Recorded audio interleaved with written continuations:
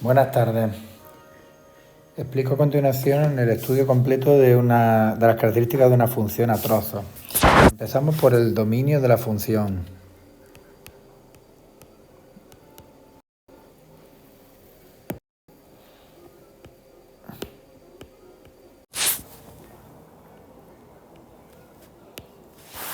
Como bien sabéis, el dominio es el conjunto de valores de x representados en la función, o lo que es lo mismo. Si yo me pongo a investigar, es decir, a pasear a lo largo del eje x, desde menos infinito hasta más infinito, si hacia abajo o hacia arriba encuentro función, significa que esos valores de x sí que tienen su correspondiente f de x, su correspondiente valor de y.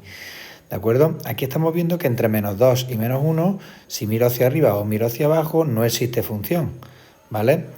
En menos 1, por ejemplo, vemos que hay un punto hueco, es decir, que para x igual a menos 1 no hay su correspondiente valor de y, no tiene función. De menos 1 a 1 sí. En 1 empieza un tramo de función que, bueno, como estamos viendo, para x igual a 1 sí hay función en el tramo verde, no en el tramo azul. Pero bueno, como sí hay en el tramo verde, pero prevalece el que sí haya en el tramo verde. ¿Correcto? Bueno, pues nada, a partir de x igual a 1 vemos que sí hay función hasta x igual a más infinito. Así que la función, el dominio, disculpad, se verá expresado de la siguiente manera. El dominio de f de x será igual a para todo valor de x perteneciente al intervalo entre menos infinito hasta menos 2, incluido el menos 2, unión, segundo intervalo, desde menos 1, en este caso paréntesis porque no está incluido el x igual a menos 1, hasta 1, corchete, unión,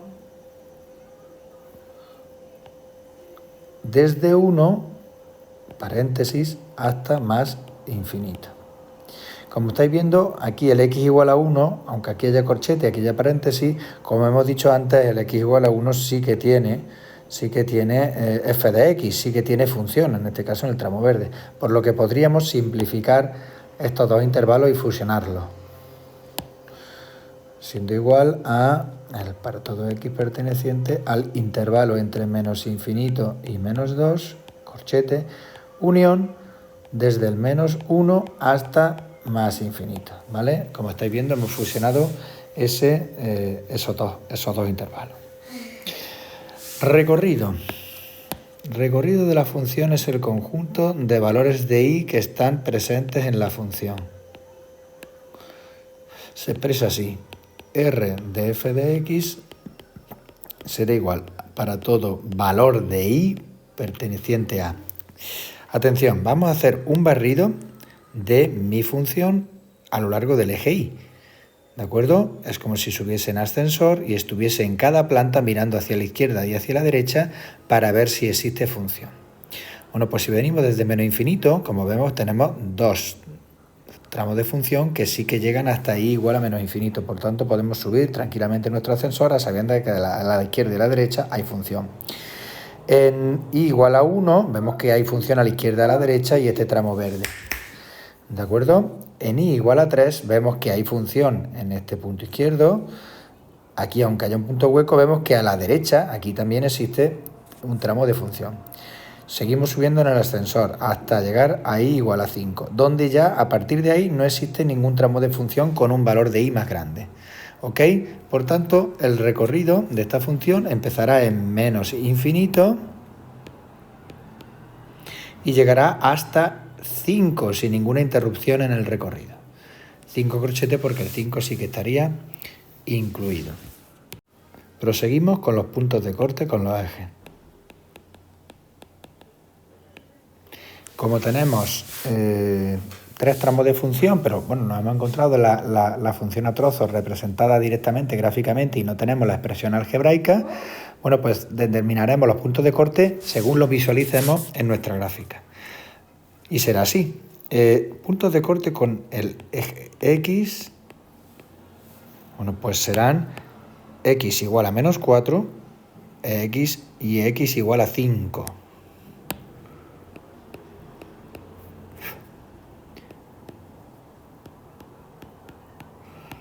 los puntos de corte con el eje Y. Como estamos viendo, solamente existe un único punto de corte con el eje Y que lo realiza la función constante en Y igual a 1.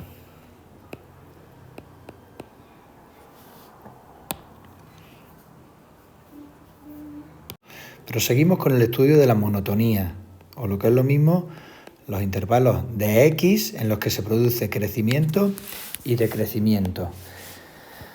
Bien, veremos que mi función crece a lo largo del eje X, en determinados tramos. En este primer tramo vemos que si venimos de izquierda hacia derecha va creciendo mi función, o lo que es lo mismo, va cuesta arriba. En el tramo verde es horizontal, ni crece ni decrece. Entre 1 y 2 vemos que mi función crece y a partir de x igual a 2 decrece. ¿Cómo lo expresamos? Pues será así. F de x crece para todo x perteneciente al intervalo entre, primer tramo el rojo, menos infinito hasta menos 2 en valores de x, unión, segundo tramo en el que crece la función, pues crece entre 1 y 2 en esta franja de la función. 1 y 2. Diremos que f de x decrece en el intervalo de x entre 2 y más infinito, ¿vale? En valores de x, desde 2 hasta más infinito, mi función va a decrecer. 2 más infinito. Y diremos que fx ni crece ni decrece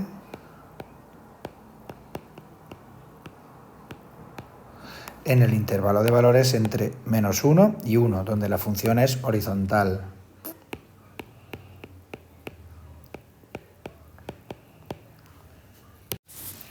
Continuidad.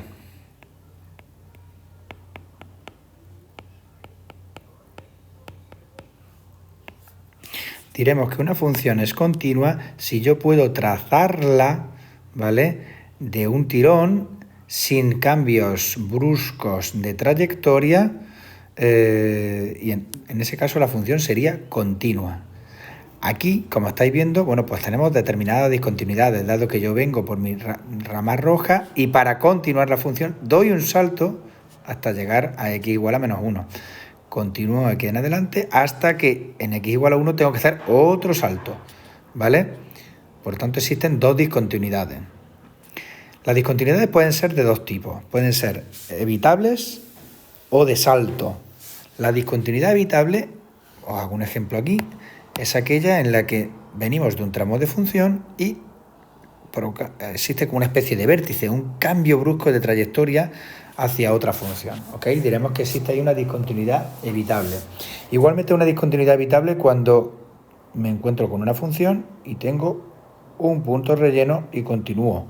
Perdón, un punto hueco y continúo. En esos dos casos tendríamos discontinuidades evitables. Tendremos discontinuidad de salto finito, ¿vale? Cuando, lo dicho, tenemos un tramo de función y para comenzar el siguiente tramo de función hay que dar un salto. ¿Ok? Será de salto finito, finito porque es un salto medible, un salto que tiene una longitud determinada. Tendremos discontinuidades de salto infinito cuando nos encontramos con funciones que se acercan hacia el infinito o hacia el menos infinito a través de una asíntota. Serían, bueno, pues casos como una función a lo mejor hiperbólica que nunca llega a cortar con esta línea imaginaria, que es lo que llamaremos asíntota, y que luego a posteriori mi función, como estáis viendo, he puesto una flecha, como si esta curva llega hasta el menos infinito en valores de y sin llegar a cortar esta asíntota, y luego tuviésemos otro tramo de función exactamente igual, que en este caso fuera hasta más infinito. Ya la veremos el año que viene, ¿vale? Bueno, pues el salto que habría entre este valor, esta y infinita, que llega hasta el menos infinito, hasta este, ¿vale? Pues lo que llamaríamos de salto infinito.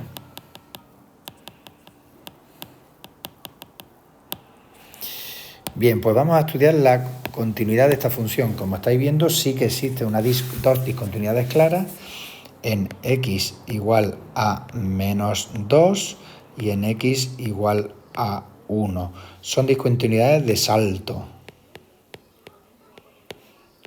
En este caso, de salto finito. ¿Vale? Porque son saltos medibles. Continuamos con los extremos. Los extremos son los máximos y los mínimos.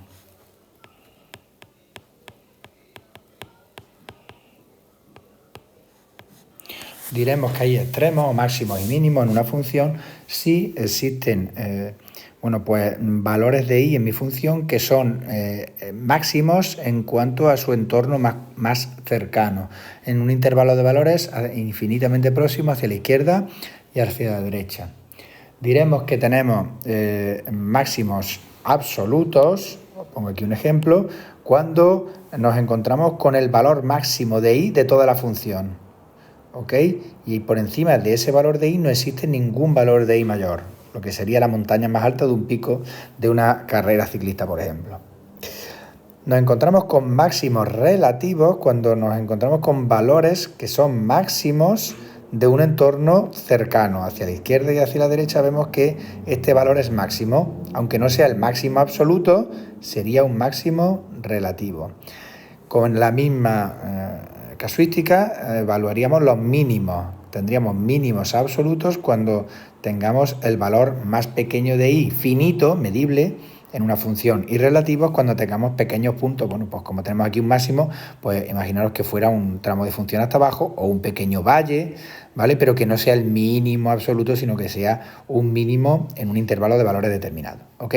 Esta función no tiene mínimos absolutos porque llega hasta menos infinito, ni tampoco encontramos ningún valle, ¿vale? Ni ningún punto como en este, pero en el sentido contrario, que sea un valor más pequeño que su entorno más cercano. Así que lo único que tenemos son dos máximos. Este es el relativo y este es el absoluto. Si este punto fuera relleno, sería un mínimo relativo, ¿vale?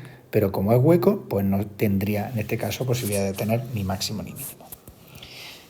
Vamos al lío.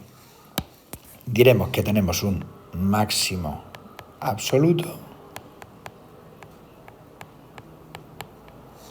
en x igual a 2, en el punto 2, 5. Y tenemos un máximo relativo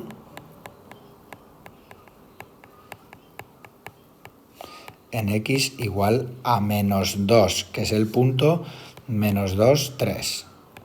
No hay mínimos. Y se pone, ¿vale? No hay mínimos.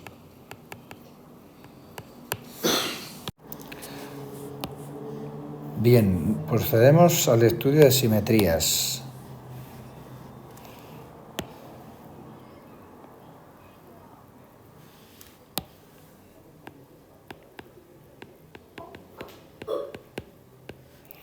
¿De acuerdo? Bien.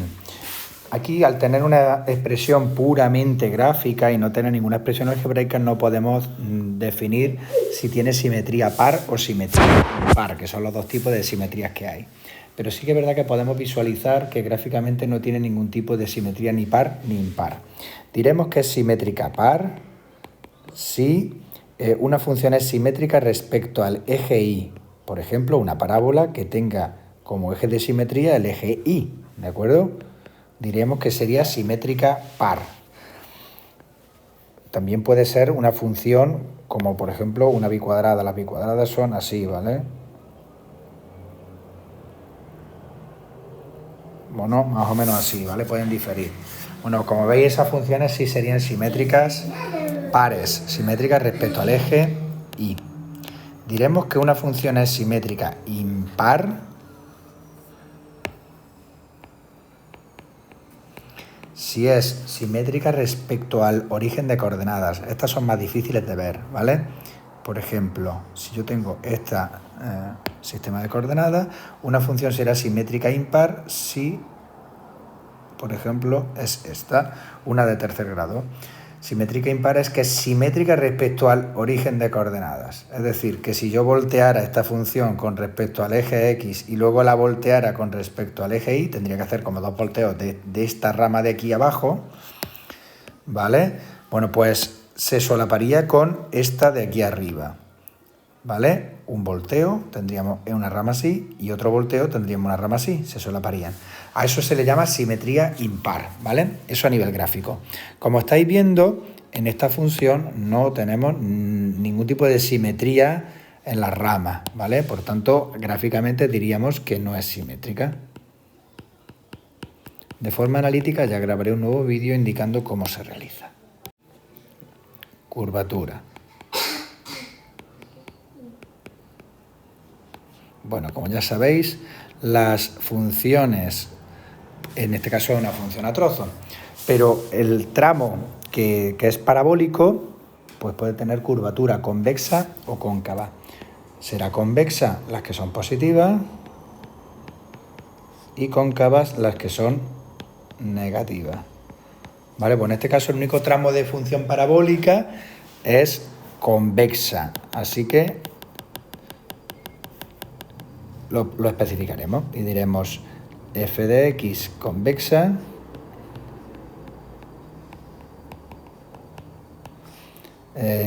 para todo x perteneciente a ¿qué? Al intervalo de la parábola de nuestra función, es decir, desde 1 hasta más infinito. Desde 1 hasta más infinito será convexa, en el resto de tramos no hay curvatura ninguna. Periodicidad.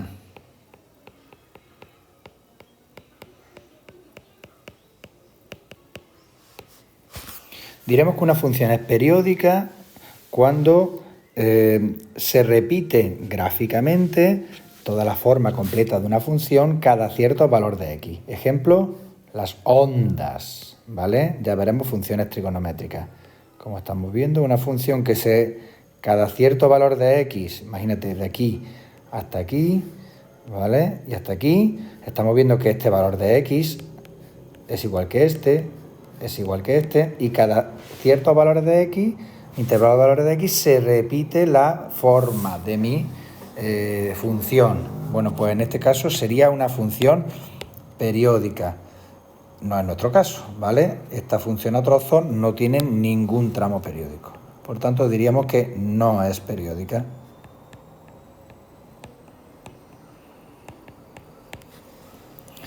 Terminamos con el signo de la función. Diremos que una función tiene signo positivo cuando los valores de y son positivos y diremos que tiene signo negativo cuando sus valores de y son negativos, ¿ok? Bueno, pues voy a sombrear en rojo los tramos de y positivos y en azul los tramos de y negativos. Vamos al lío. Tramos positivos. Bueno, pues vamos a empezar en x igual a menos 4. En x igual a menos 4 vemos que mi función tiene signo positivo. Desde menos 1 hasta 1 mi función es positiva. Y desde 1 hasta 5 mi función es positiva. ¿Vale? Aquí con mucho cariño, mismo y sentimiento le damos colorido a ese signo positivo, ¿ok? Como estáis viendo, todo lo que sean tramos de función que estén por encima del eje X. Tendrá signo negativo en los tramos en los que la y sea negativa, es decir, en los tramos de función que están por debajo del eje X. ¿De acuerdo? Desde menos infinito hasta menos 4 y desde 5, ¿vale? Hasta más infinito. ¿Ok? Bueno, pues lo expresamos algebraicamente. Y diremos que f de x tiene signo positivo para todo x perteneciente a intervalo entre menos 4, menos 2, unión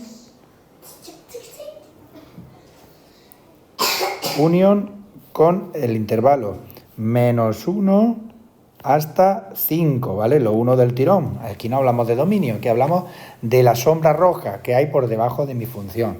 En este caso, toda la que tenga signo positivo. Y diremos que f de x tiene signo negativo para todo x perteneciente a los intervalos entre primer triángulo azul, desde menos infinito hasta menos 4, unión desde 5 hasta más infinito. ¿Ok? Bueno, pues terminado el estudio de la función. ¿Ok? Espero que os haya servido y que os sirva de referencia para el resto de funciones.